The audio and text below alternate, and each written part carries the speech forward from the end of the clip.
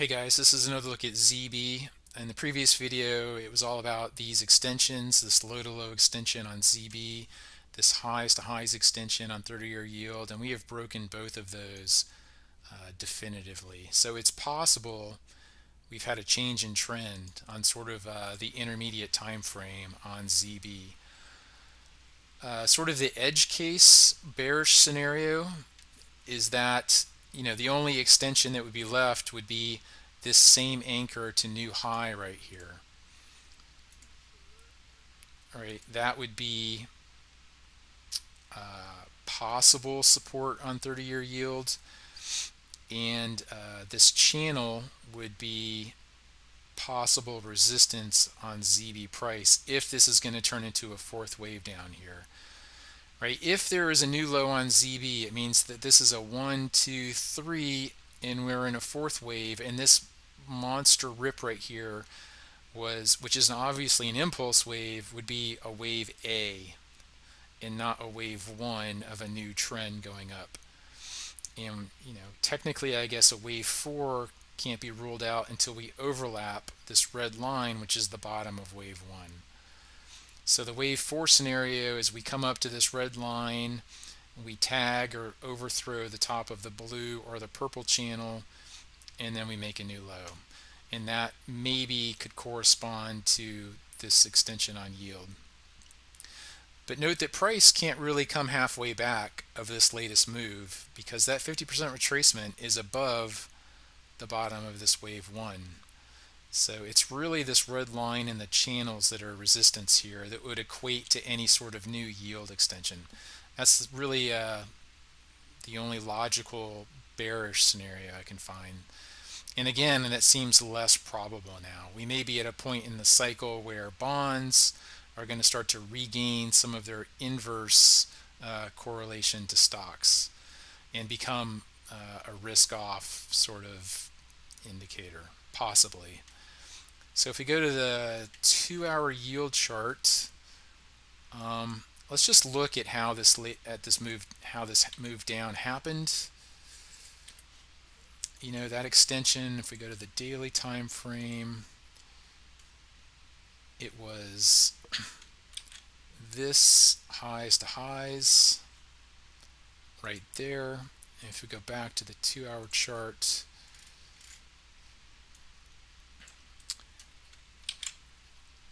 so yield traded this short setup, and yeah, it dipped in. A lot of setups dip in nowadays.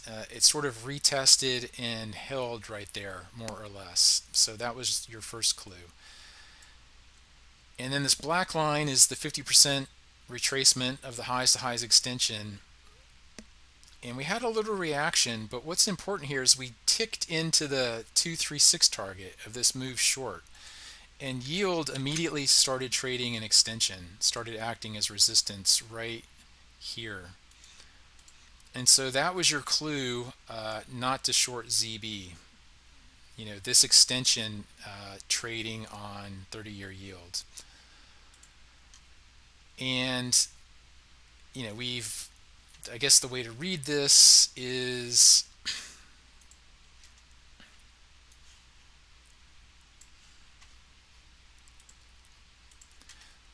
obviously a 1 down, obviously a 2 up, and then this third wave, it goes something like a 1, 2, 3.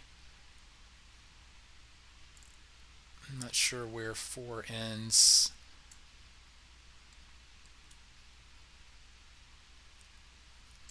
Yeah, so it goes 1, 2, 3, 4, and then there was a 5-wave move into the target. Okay, so that's wave 3 was hitting the target. And then there was a little wave 4 here that traded into the lows to lows extension. And then wave 5 looks like that. So this seems like a 5-wave move into the lows. We have a channel now anchored by 1 to 3 points of contact, and we've sort of underthrown it. But we still have not broken this last little extension short right here. So assuming yield can get through that, we should start looking for, I'm not sure it will come all the way halfway back, but that 50% short lines up with the top of this channel that's developed off the top. So that, if it can get back over 4%, there's a lot of macro data coming up in the next 3 weeks. If it gets up here, then that would be your new ZB long zone. So, in an earlier video, I was looking at these two scenarios on yield. This one, whether we were completing a wave 3, and this one, whether we were completing a wave 5. And it seems like this is the scenario that might be playing out. So an intermediate top on yield. Is that everything on the yield chart here? Yeah, so if we go to the hour time frame,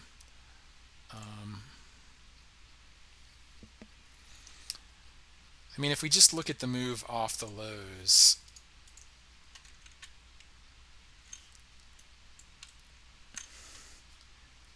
the way to read this, I think, is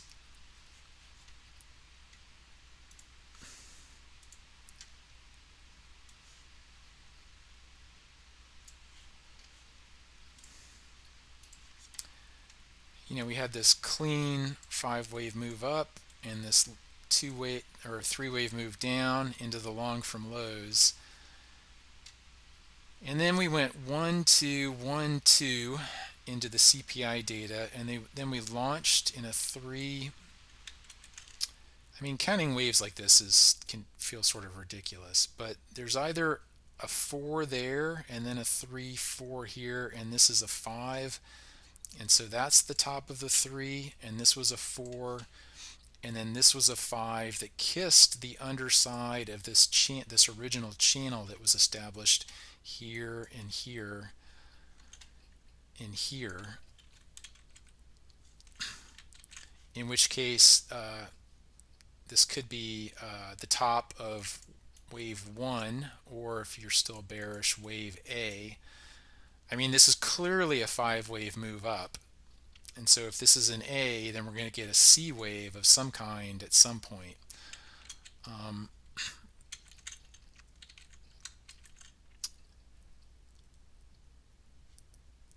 If we just look at let me take this extension off. This extension is dead. We traded this highs to highs extension, which could only manage a 38.2 retracement, but we had a reaction at the 236 target. And then we traded a new highs to highs extension, which dipped in but more or less held and then ran to its 618 target. And running into this target and the kiss of this channel from beneath was a good shorting opportunity, which I took on UB. So I finally hit upon the blindingly obvious tactic of, if you're long UB, hedging it and trading against it with UB shorts.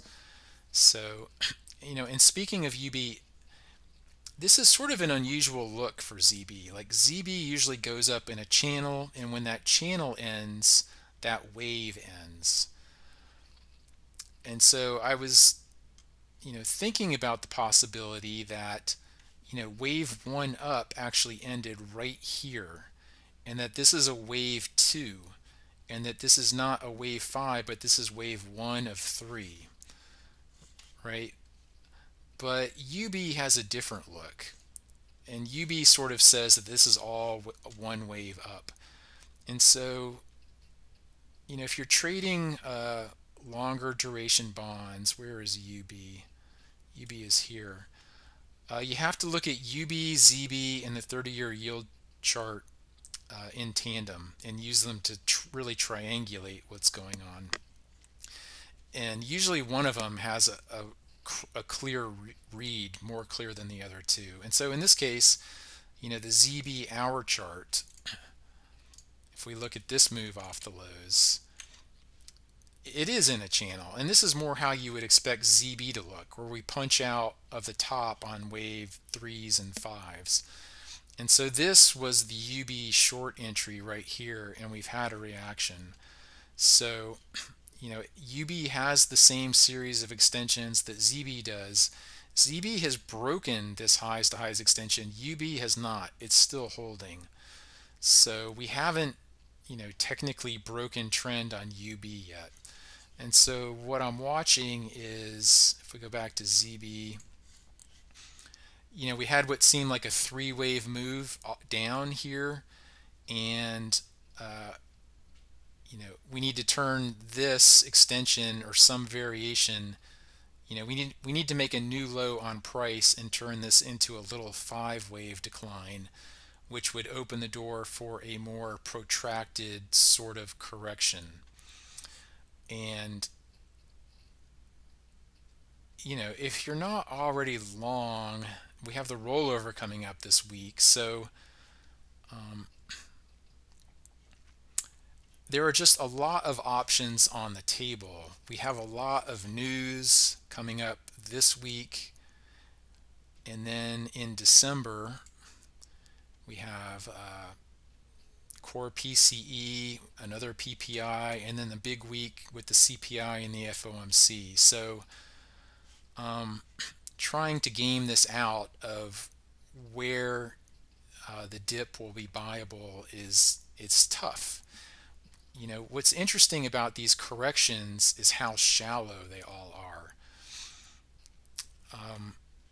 This one was 124 to barely over a point.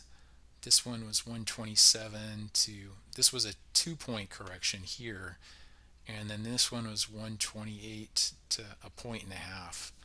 So 2 points is the deepest correction we've had so far.